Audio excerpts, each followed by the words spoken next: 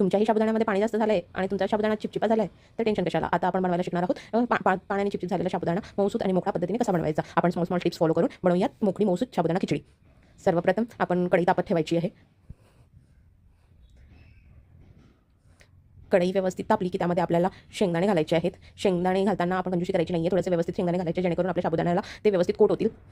शेंगदाणे चांगले व्यवस्थित भाजून घ्यायचे आहेत. लक्षात ठेवा शेंगदाणे आलटून पलटत राहायचे आहेत जेणेकरून ते करपणार नाहीत आणि व्यवस्थित भाजले जातील.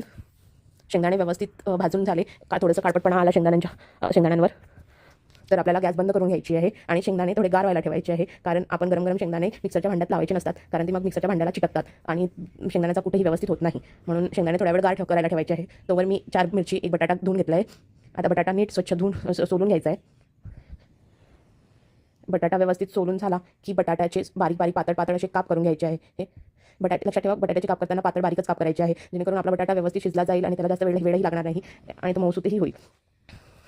असे मी इथे बारीक बारीक पातळ काप करून घेतलेले आहे बटाट्याचे. आता कापलेला बटाटा आम्ही पाण्यामध्ये घालून घेते आहे. त्याचा असलेला स्टार्च बटाट्याचा स्टार्च पाण्यामध्ये निघून जाईल म्हणून मी आता बटाटे पाण्यात घातलेले आहेत.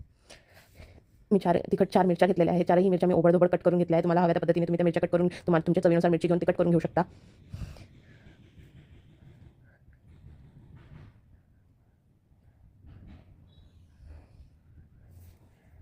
आता आपले दाणे गार झालेले आहेत. आता ते मिक्सरच्या भांड्यातून लावून काढून घ्यायचे आहेत. लक्षात असू दे थोडेसे बारीकसर कूट करून घ्यायचा आहे आपल्याला दाण्यांचा जेणेकरून तो साबुदाण्याला व्यवस्थित कोट होईल आणि आपल्या साबुदाण्यात मऊसूत मोकळा होईल.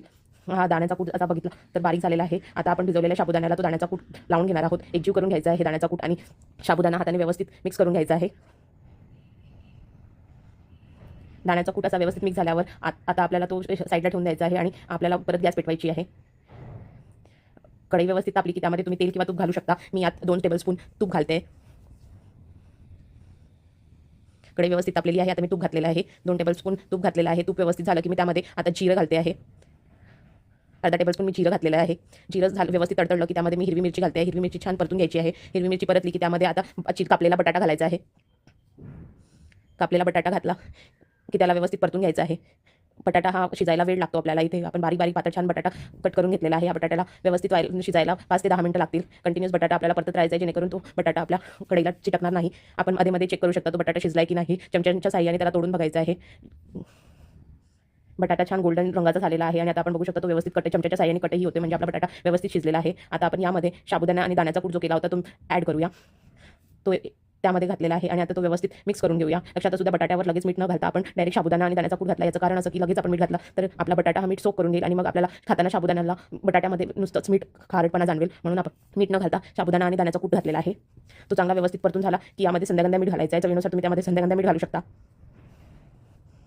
तो आणि मीठ घातल्यानंतर लगेच त्याला व्यवस्थित परतून घ्यायचं आहे. आता आपण बघू शकता आपल्या साबुदाण्याचा कलर चेंज व्हायला लागला आहे. आपला साबुदाणा शिजत आलेला आहे.